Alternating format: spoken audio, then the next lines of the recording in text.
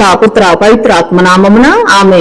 యోహాను గారు రాసిన మొదటి లేఖ 5వ అధ్యాయం 17వ వచనంలో సమస్త అక్రమము పాపమే కాని అందు మరణ కారకము కాని పాపము ఉన్నది. ప్రియ దేవుని బిడ్డలారా, చిన్న చిన్న పాపములు మనల్ని దేవునికి దూరం చేస్తుంది. మనము ప్రేమతో ఉండగలిగి వాక్యము అంటిపెట్టుకుని ప్రార్థన చేయగలిగితే అప్పుడు పాపము జయించగలుగుతాము. మేలైనది చేయగలిగి చేయక ఉండటం కూడా పాపమే. సహాయం చేయగలిగే స్థితిలో ఉండి మంచి చేయకుండా ఉండటం పాపము.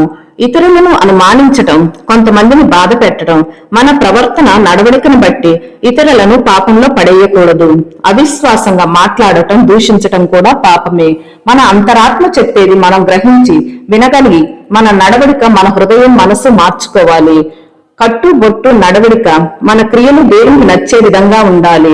మన ప్రభు కోసం జీవించి ఆ ప్రభు మహిమార్థం స్తుతించి ఆరాధించాలి. మోసం చేసి సంపాదించింది ఏది కూడా మనకి సంతోషాన్ని ఇవ్వవు.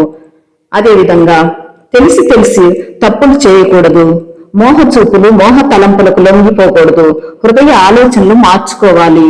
ఉత్తమమైన ధర్మ మార్గంలో నడవకపోవటం కూడా పాపమే. మాటలో, చూపులో, క్రియలలో ఆ ప్రభువును ప్రేమ కలిగి ప్రార్థించాలి. ప్రభు, నీవు మాట్లాడే దేవుడవు, చూసే దేవుడువు.